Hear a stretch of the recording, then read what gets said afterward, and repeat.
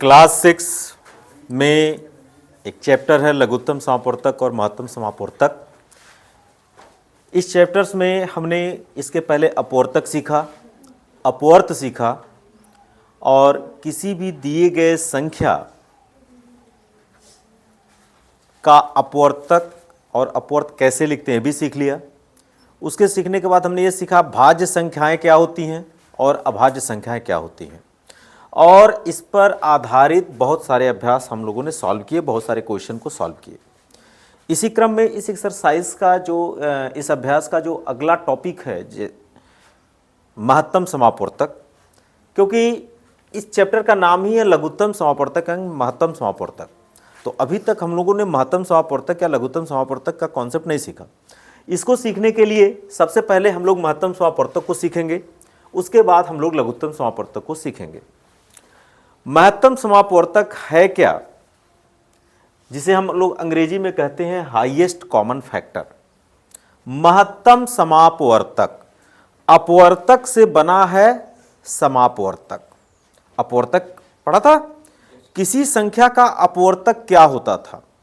वह संख्या जिन जिन संख्याओं से कट जाती थी वही संख्या दी गई संख्या का क्या होता था? अपवर्तक होता था, ऐसा बताया गया था। हमने दो टेबल बना रखा है, इसमें लिख रखा है संख्या 12, यहां एक संख्या लिखा 12। मैं पूछूं 12 का अपवर्तक क्या होगा, तो आप कहोगे वह संख्या जिससे 12 कट जाएगी। तो कोई भी संख्या 1 से हमेशा कट जाती है, इसलिए 12 का एक अपवर्तक 1 हुआ। यह संख्या 2 से भी कट जाएगी, इसलिए इसका दूसरा अपवर्तक 2 हुआ। यह संख्या 3 से भी कट जाएगी तो इसका अगला अपवर्तक 3 हुआ। यह संख्या 4 से भी कट जाएगी तो इसका अगला अपवर्तक 4 हुआ। यह संख्या 5 से नहीं कटेगी। यह संख्या 6 से भी कट जाएगी, इसलिए इसका अगला अपवर्तक 6 हुआ। 7, 8, 9, 10, 11 से नहीं कटेगा। यह संख्या पुनः 12 से कट जाएगी, इसलिए इसका दूसरा अपवर्तक क्या हुआ? 12 हुआ। इसी क्रम में अगर इसके नीचे दे रखा है एक दूसरी संख्या 20, मैं पूछूं 20 का अपवर्तक क्या होगा, तो आप कहोगे 20 जिन जिन संख्याओं से कट जाएगी वो इस संख्या का क्या होगा? अपवर्तक होगा। तो बेटा 20 का एक अपवर्तक हुआ 1, क्योंकि 20 1 से भी कटेगा। दूसरा अपवर्तक क्या होगा? 2, क्योंकि 20 2 से भी कट जाएगा। तीसरा अपवर्तक होगा 4, 3 से कटेगी नहीं, है 4 से कटेगी, 4 पचे 20, इसलिए इसका तीसरा अपवर्तक 4 हुआ। यह संख्या 5 से भी कट जाएगी, इसलिए इसका नेक्स्ट अपवर्तक क्या हो गया? 5। 6 से कटेगा नहीं, 7 से कटेगा नहीं, 8 से कटेगा नहीं, 9 से कटेगा नहीं, 10 से कटेगा, इसलिए इसका नेक्स्ट अपवर्तक हुआ 10। और 10 के बाद यह संख्या सीधे 20 से कटेगी, इसलिए इसका अगला अपवर्तक क्या हुआ? 20। ठीक, तो ये दी गई दो संख्याओं का क्या लिखा? आपने अपवर्तक लिखा। अब इन अपवर्तकों में आप खोजो कि कौन कौन से अपवर्तक दोनों में मिल रहे हैं, तो उसको कहते हैं सार्व अपवर्तक। सार्व अपवर्तक। तो सार्व अपवर्तक कौन कौन से? देखो, एक यहां भी यहां भी, तो सार्व अपवर्तक दोनों में जो हो उसे लिखो। 2 यहां भी है, 2 यहां भी है, इसको भी लिखो। 3 यहां है, 3 यहां नहीं है, नहीं लिखा जाएगा। 4 यहां है, 4 यहां, दोनों मौजूद है 4, तो यह भी सार्व अपवर्तक हुआ।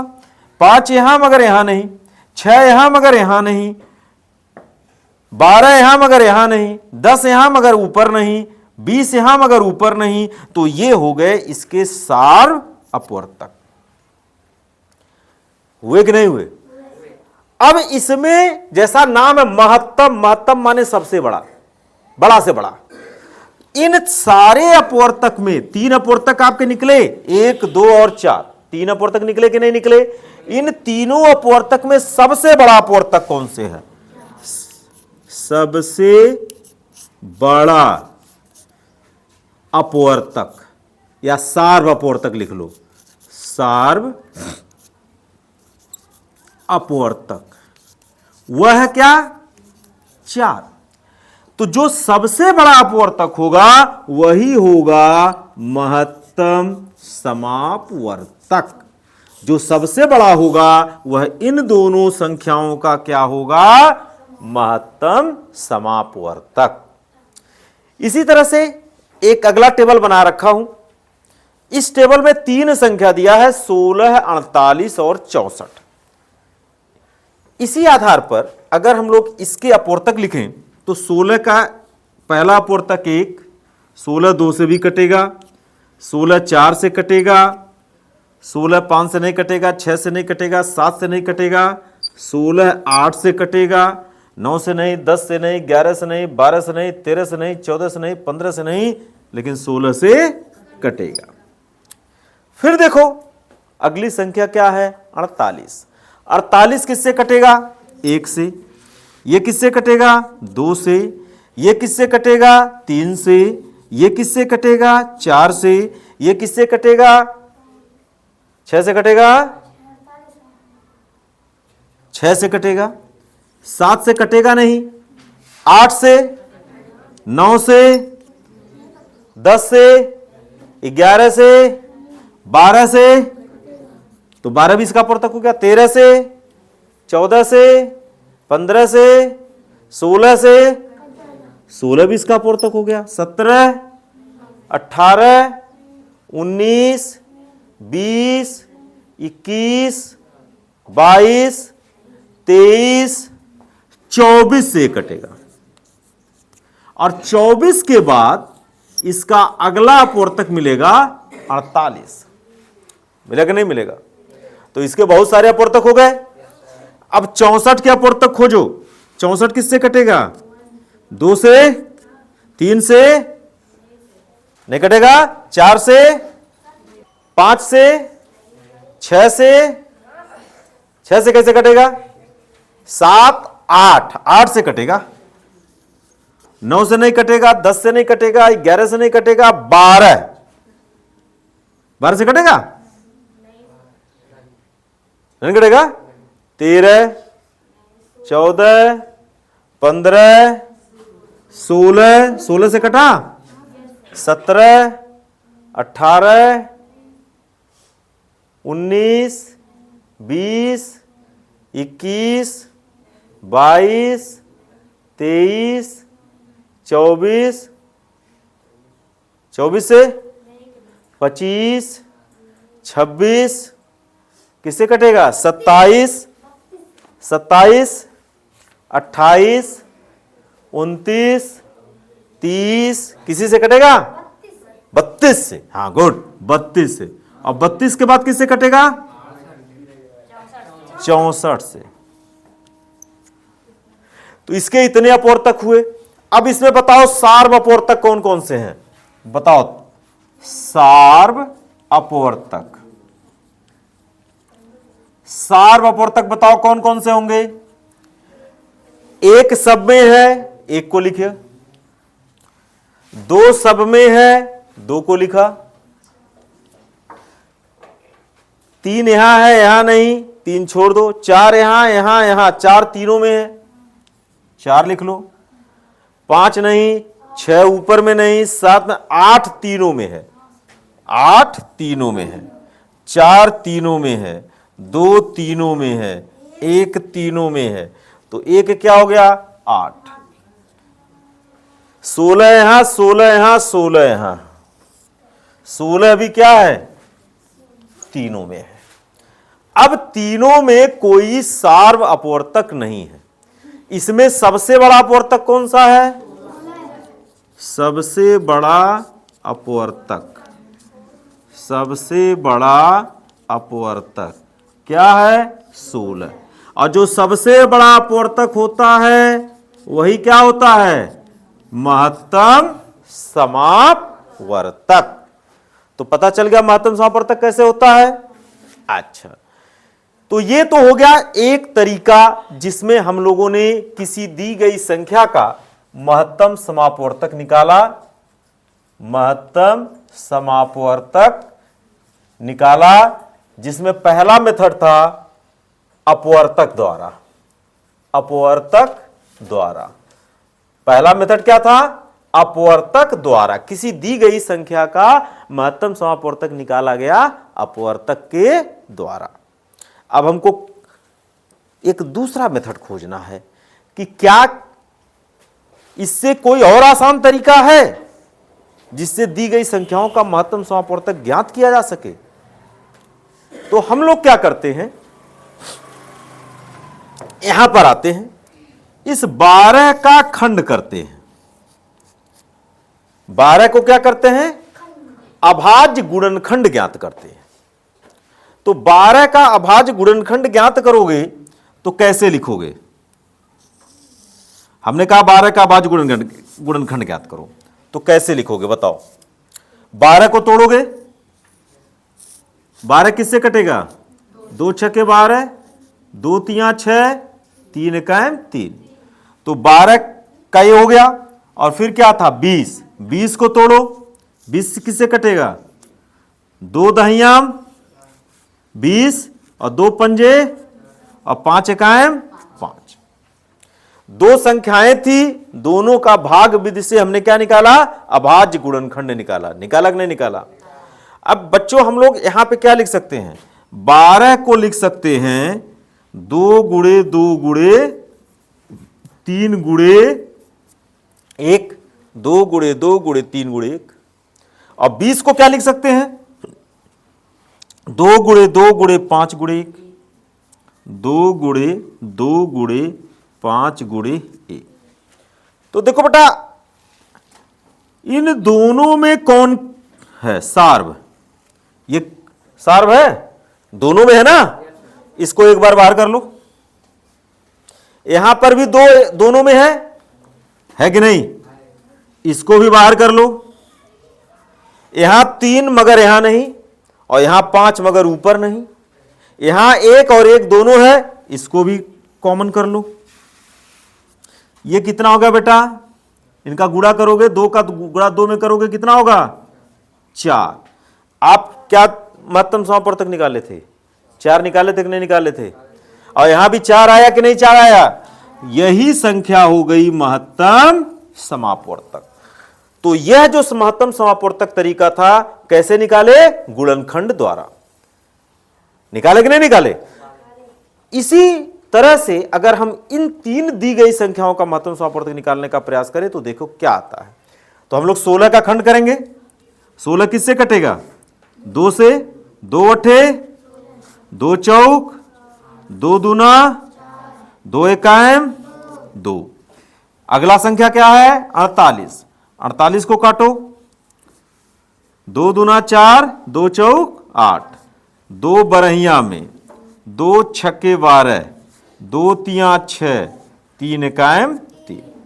उसके बाद अगली संख्या 64। 64 को भी काटो, 2 तिया, 2 दूनी, 2 एकाम, 2 छक्के, 2 अठे, 2 चौक, 2 दूनी और 2 दूनी 2 दूनी 4 और 2 से 2 कटेगा एक बार में। तो अब सबका जरा लिखो। 16 को लिखोगे, 16 किसका खंड है? 2 गुणे 2 गुणे 2 गुणे 2 गुणे 1, 2 गुणे 2 गुणे 2 गुणे 2 गुणे 1। फिर लिखो 48। 48 का खंड क्या आया? 4 बार 2 आया, 1 2 3 4, और एक बार 3 आया और एक बार 1 आया। और 64 में क्या करोगे? 1 2 3 4 5 6, 1 2 3 4 5 6 और गुणे 1। अब गुणनखंड विधि में यह कहा गया कि जो तीनों में मौजूद हो, 3 संख्याओं का अभाज्य गुणनखंड निकाले हो ना, तो जो तीनों में मौजूद हो। तो देखो ये 2 तीनों मौजूद है कि नहीं? तो इसके जगह पर एक बार बाहर करो। ये तीनों में मौजूद है, इसके जगह पर एक बार बाहर करो। ये तीनों में मौजूद है, इसके जगह पर एक बार बाहर करो। ये तीनों में 2 मौजूद है, इसके जगह पर एक बार बाहर करो। यहां 1 है, यहां 1 है, यहां 1 है। ये 1 तीनों में मौजूद है, एक बार लिखो। लेकिन ये 3 तीनों में नहीं है। ये जो 2 बार 2 बचा वो भी तीनों में नहीं है। गुणा करो बेटा, 2 दूना 4 दूना 8 दूना 16 एकाम। तो इसका महत्तम समापवर्तक 16 मिला कि नहीं मिला? और यहां भी महत्तम समापवर्तक 16 निकाले थे कि नहीं निकाले थे? तो पता चल गया तो ये कौन सी विधि हुई? ये दूसरी विधि हुई, गुणनखंड विधि द्वारा। गुणनखंड विधि द्वारा आप दो संख्याओं का क्या निकाले? महत्तम समापवर्तक निकाले। पहला कैसे निकाले? अपवर्तक के द्वारा। दूसरा कैसे निकाले? गुणनखंड विधि द्वारा। तीसरा एक विधि आता है भाग विधि। कौन सा विधि? भाग विधि द्वारा। भाग विधि द्वारा महत्तम समापवर्तक कैसे निकालोगे? तीसरा विधि यह है कि किसी भी संख्या का महत्तम समापवर्तक भाग विधि द्वारा भी हम ज्ञात कर सकते हैं। पहले कौन कौन सी संख्या दी थी? 12 और 20। 12, 20 का हम लोग महत्तम समापवर्तक निकालेंगे भाग विधि द्वारा।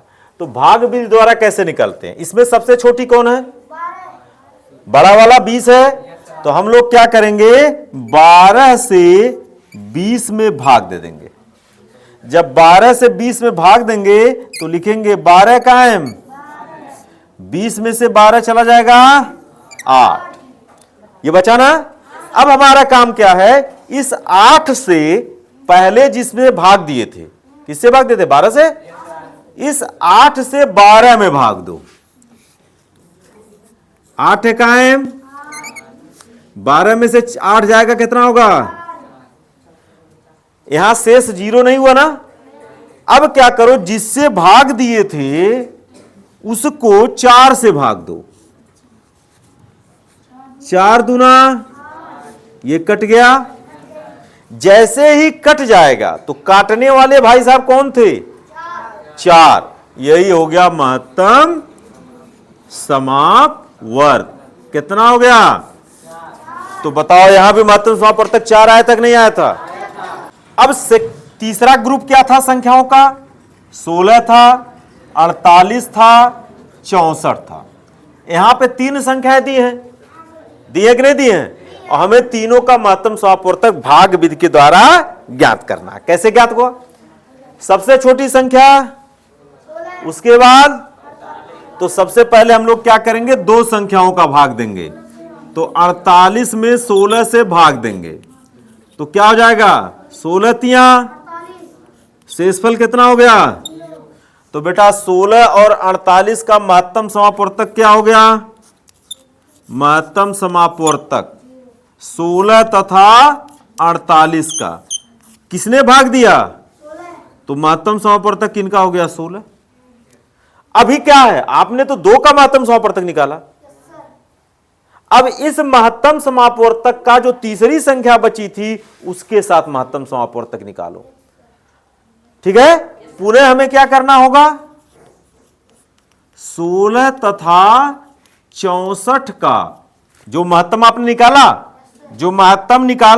वह और 64 का महत्तम समापवर्तक ज्ञात करना होगा। उसके लिए क्या करेंगे? 64 को भाग देंगे किससे? 16 से। 16 का पहाड़ा पढ़ो। 16 चौके कट गया, शेषफल 0 हुआ। तो यहां पे महत्तम समापवर्तक क्या दिखाया? ये 3 संख्याओं का यहां पे देखो 2 संख्याओं का महत्तम समापवर्तक था, अभी यहां पे 3 संख्या हो गई, 16, 48 और 64। और ये किसके बराबर आया? 16 के बराबर आया। क्यों 0 के बराबर आया? शेषफल न 0 है। तो जिसने भाग दे करके शेषफल 0 किया, भाग किसने दिया? 16 ने। तो 16 होगा महत्तम समापवर्तक। तो ये 3 मेथड हैं किसी भी दी गई संख्याओं का महत्तम समापवर्तक ज्ञात करने के लिए।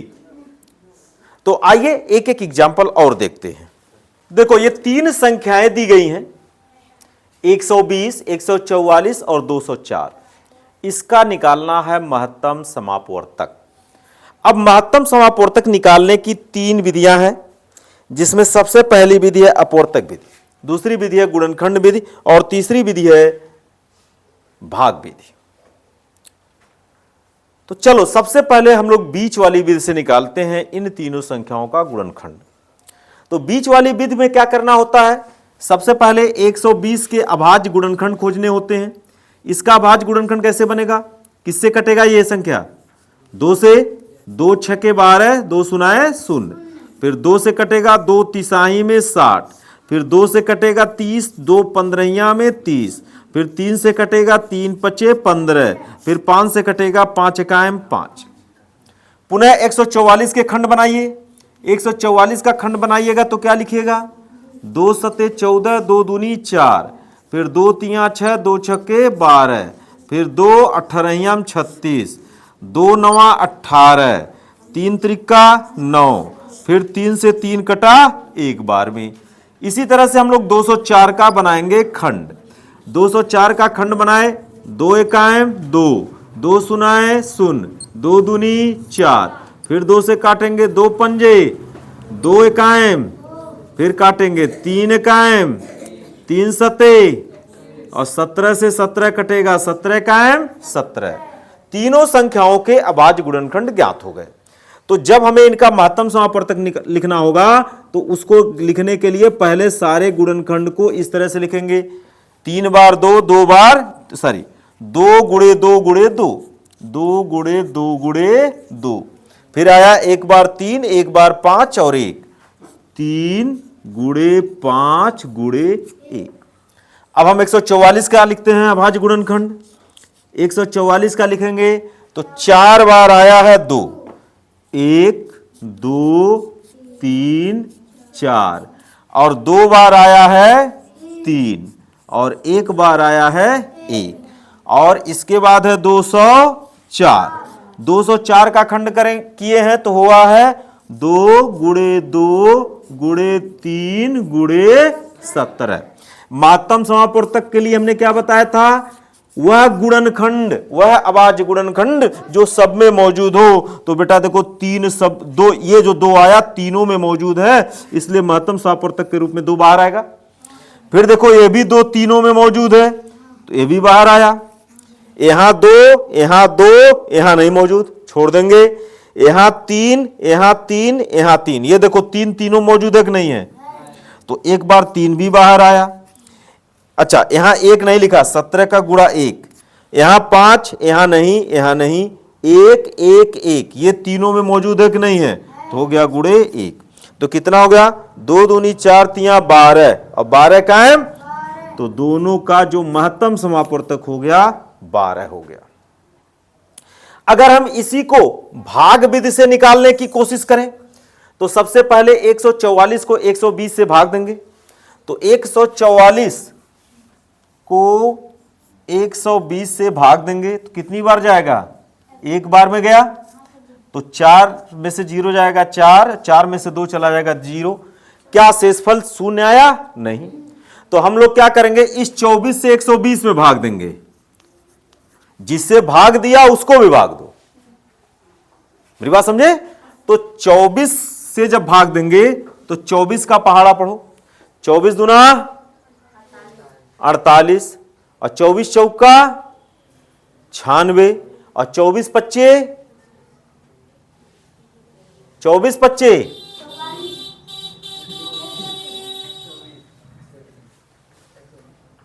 24 पच्चे कितना होता है? 120। तो बेटा यहां पर शेषफल 0 हो गया। तो ये जो महत्तम समापवर्तक आया, जैसे ही शेषफल हुआ 0, किसने काटा? 24। तो महत्तम समापवर्तक कितना हो गया? 24। लेकिन ये महत्तम समापवर्तक किसका आया है? 120 और 144 का। हमें तीनों संख्याओं का महत्तम समापवर्तक निकालना है। तो जो ये महत्तम समापवर्तक आया है 24, इस 24 और 204 का महत्तम समापवर्तक निकाल लो। ठीक है? तो पुनः हम लोग क्या करेंगे? इस 24 से किसको डिवाइड करेंगे? 204 को। 204 को क्या करेंगे? डिवाइड करेंगे। तो देखो 24 अट्ठे 8 बार जाएगा, 8 चौक 32 के 2 हाथ में आया 3, 8 दूना 16 और 3 19, 4 में से 2 चला जाएगा 2, यहां नहीं है बगल से कैरी लोगे 10 हुआ, 10 में से 9 चला जाएगा 1, 12 हुआ। चूंकि शेषफल ये बेचारा शेषफल 0 नहीं कर पाया, तो जो नहीं कर पाए उनको भी भाग दे दो। 24 यहां लिखो, 12 दूना शेषफल किसने भाग दिया? 12 ने शेषफल को 0 किया, इसका मतलब यही हो गया महत्तम समापवर्तक। लेकिन ये महत्तम समापवर्तक किसका हुआ? इन तीन संख्याओं का, 120, 144 और 204, इन तीनों संख्याओं का, 120, 144 और 204, इन तीनों का महत्तम समापवर्तक 12 आया। गुणनखंड विधि से भी वही आया, भाग विधि से भी वही आया।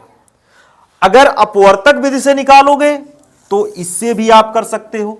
अपवर्तक विधि में क्या है? सबसे पहले 120 के अपवर्तक देखो क्या हो गए।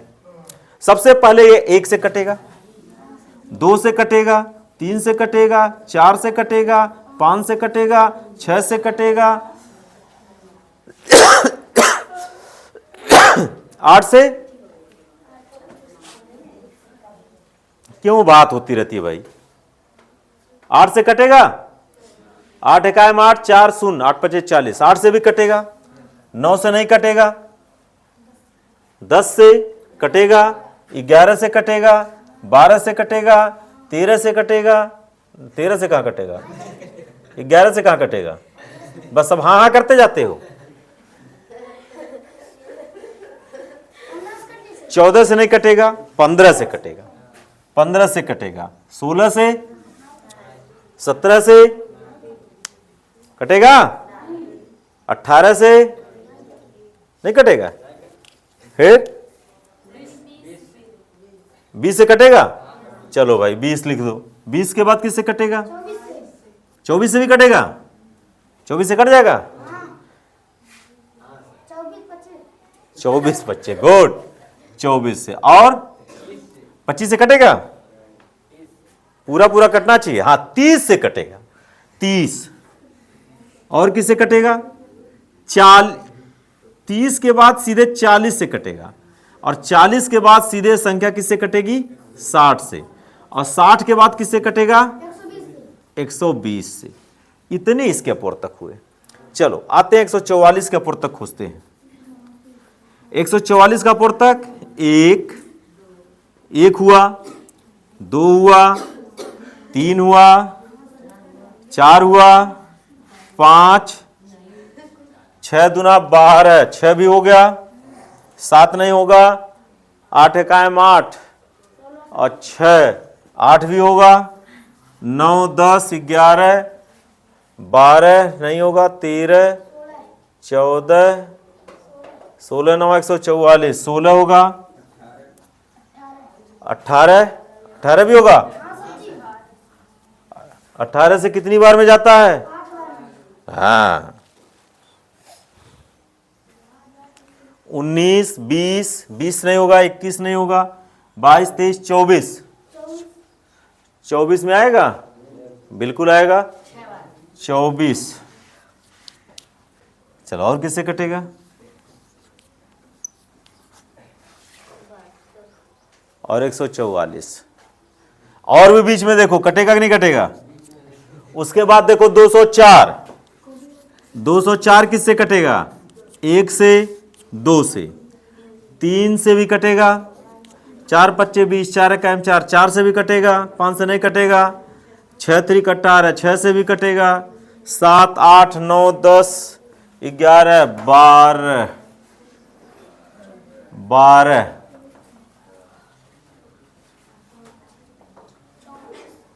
अच्छा, इसमें ये नहीं बताया 12 से कटेगा। ये 12 से नहीं कटेगा। 12 बरैया में 144, ये 12 से भी कटेगा। कटेगा ना? 12 भूल गया है, ठीक है। ये 12 से कटा, इस तरह चेक करते जाओ। 13 14 से कटेगा नहीं। 14 कायम 14, 6 4, 14 से 64 नहीं करता। 15 से नहीं कटेगा। 16 कायम 16 और 4 4, 44, 16 से नहीं कटेगा।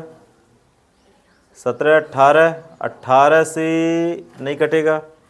19 20 से नहीं कटेगा। 21 22 23 24 25 26 17 से कटना चाहिए। 17 से कटेगा। 17 कायम 17, 17 दूना 17 कायम 17, 17 दूना 34, 17 से कटा। 17, 18, 19 और 34 से कटेगा क्या? 34 से कटेगा, 34 से कट जाएगा, 68 से कट जाएगा, लेकिन 68 के पहले 51 से भी कट जाएगा। 51 से कटेगा, 51 चौका हो जा रहा, 51 के बाद 68 से कटेगा, 68 के बाद 102 से कटेगा, 102 के बाद 204 से कटेगा। ठीक है, तो अपवर्तक वाला कार्यक्रम बहुत बड़ा होता है, तो इसमें महत्तम समापवर्तक देखो बेटा, कॉमन देखो, ये कॉमन है, फिर ये भी कॉमन है, फिर 3 भी कॉमन है, 4 भी कॉमन हुआ, 5 नहीं हुआ, 6 कॉमन हुआ, 8 नहीं हुआ, 12 तीनों में कॉमन है। 12 के बाद देखो कोई संख्या कॉमन नहीं मिल रही है, मिल रही है क्या? तो इन सब में जो कॉमन है, जो सब में मिल रहा है, सबसे बड़ा कौन है? 12। तो महत्तम समापवर्तक, सभी अपवर्तकों में जो सबसे बड़ा अपवर्तक होता है वही महत्तम समापवर्तक होता है। तो इस तरह 120, 144 और 244, 204 का महत्तम समापवर्तक कितना हुआ? 12 हुआ। तो ये पूरा का पूरा हो गया महत्तम समापवर्तक कैसे किसी दी गई संख्याओं को ज्ञात करते हैं, जिसके लिए 3 विधियां बताई गई, अपवर्तक द्वारा, गुणनखंड विधि द्वारा, भाग विधि द्वारा। तो इसमें सबसे आसान कौन सी विधि लग रही है? गुणनखंड विधि, या उसके बाद महत्तम समापवर्तक विधि। इन दोनों विधियों में से किसी विधि को प्रयोग करोगे और महत्तम समापवर्तक आप ज्ञात करोगे।